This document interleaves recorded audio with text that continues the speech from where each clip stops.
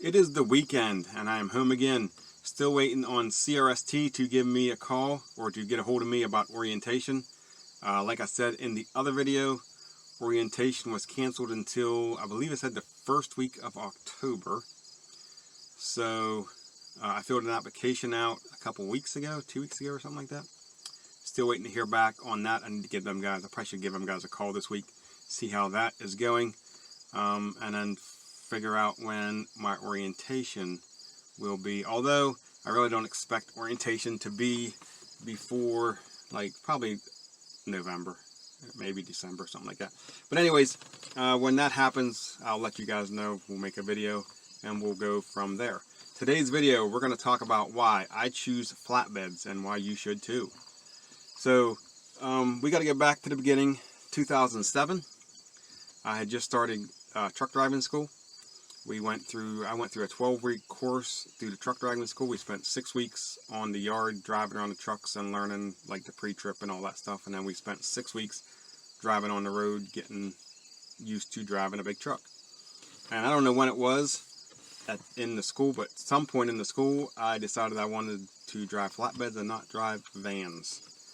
I think it had to do with, there was a company, it's not a local company to me, they're out of Alabama, but they had a Lowe's account that ran local flatbed from Lowe's warehouse in Hagerstown, Maryland to the Lowe's stores in like a 250-mile radius of Hagerstown.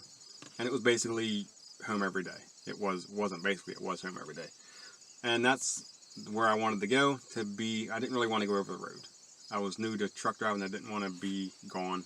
So I decided to go, or I wanted to go with them, and that's what set me to drive the flatbed. There's a couple reasons why I like the flatbeds though. When I first got out of school, I did drive for a van company for a few months, 6 or 7 months, something like that. And it was alright, but I didn't like it. And so that's whenever I got a hold of McElroy, set up everything up there, and I went to McElroy and started driving for McElroy truck lines out of Cuba, Alabama. And like I said, I was put on that local run out of Hagerstown, and I ran back and forth and was pretty much home every day the whole time I was there. The first 2 or 3 weeks that I was with McElroy, I actually drove over the road. Once I got out of orientation, got my truck, the first couple, I think it was the first 2 weeks, they had me run like over the road, and then they put me on that account after that. So let's go over a couple reasons why I love flatbedding. So the first reason is the money. Now, when I got into flatbedding, when I went into school, I didn't know that flatbedders made more money than vans. And I'm going to break down why we make more money than vans. I didn't know that, so that wasn't a deciding factor back then, obviously. But once I got into flatbeds, and then I started comparing my flatbed paychecks against my van paychecks, I started realizing that I was making more money with flatbeds. So there's a couple reasons why flatbedders make more money than vans. Number one is they get paid more cents per mile. When I drove vans, I was making 32 cents a mile. And I think I got paid for all miles empty and loaded. I don't remember if I got paid for loaded miles or not, but it doesn't matter. I made 32 cents a mile driving vans. When I went to McElroy, they paid me 44 cents a mile to start. So that you're talking 0 to 6 months. I think I had a little bit more than 6 months, but I got pretty much the bottom, 44 cents a mile. And their rate went from 44 cents a mile, and they topped out at like 50 cents a mile. So that's the one reason, is you get paid more cents per mile. Even though with flatbeds you will drive less miles than a van driver, you get paid more cents per mile. The second reason that you get paid more money in flatbeds is you got the tarping fee. Probably 99% of the companies are going to pay you to tarp a load and untarp a load. And there's exceptions, and McElroy Truck Lines was the exception. So when I drove for Boyd Brothers, and I'm thinking this was right, but I might be wrong. I'm thinking they paid me $100 to tarp a load, or for tarping. They paid me $50 to tarp it, $50 to untarp it. That's how they sold it that. But you got paid $100. So when I was with Boyd Brothers, I ran 4 to 5 loads a week, and I would tarp 95% of the loads that I ran with Boyd Brothers. I had to put tarps on it. So if you run 5 loads and you tarp 4 of them, that's an extra $400 a week onto your paycheck. If you run 5 loads and tarp all 5 of them, that's an extra $500. That's a lot of money, an extra $500 onto your paycheck at the end of that week. Now, the comparison between McElroy and Boyd Brothers was I made 44 cents a mile at McElroy, no tarping fee.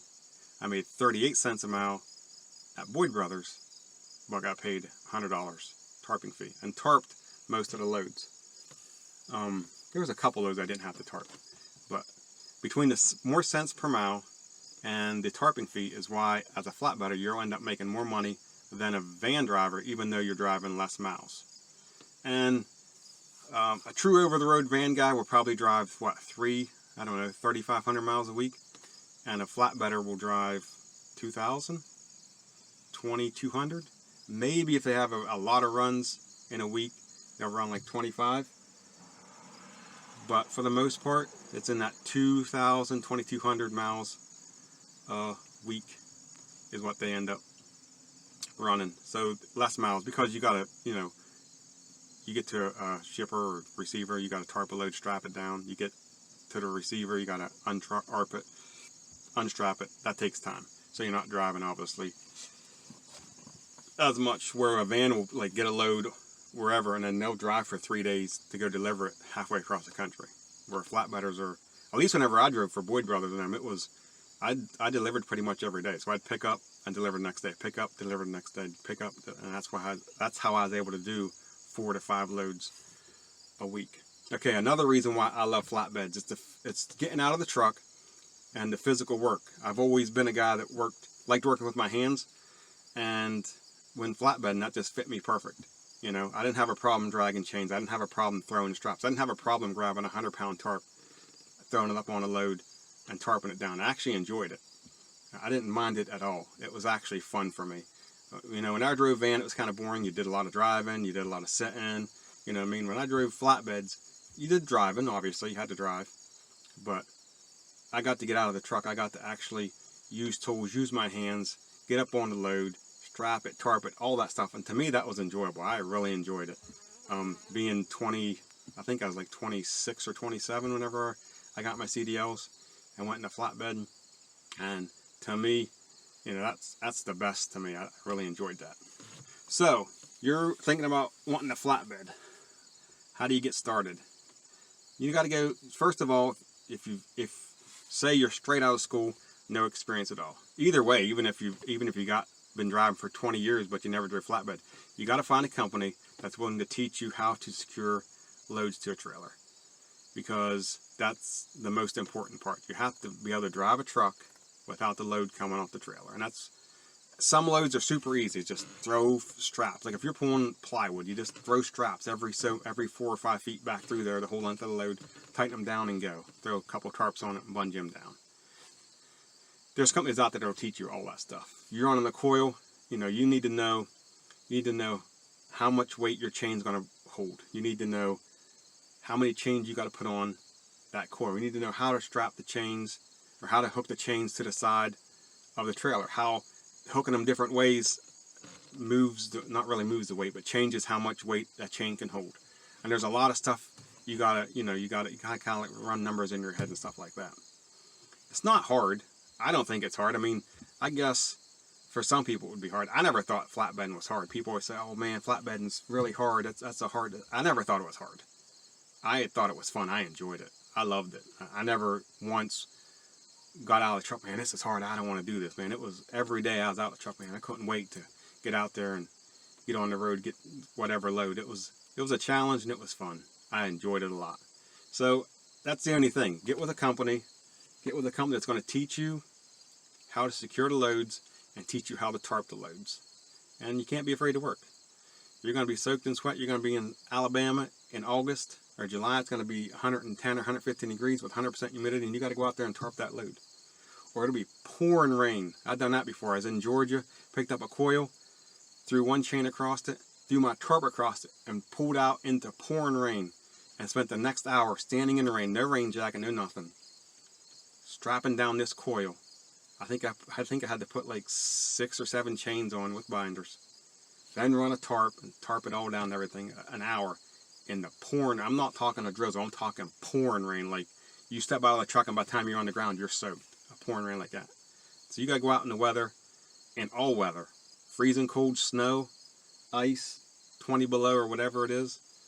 Alabama in the south, in the middle of summer, 110, 100% humidity. You gotta do it all. But I enjoyed it a lot, and, you know, I would do that over a van any day. That's just me, though.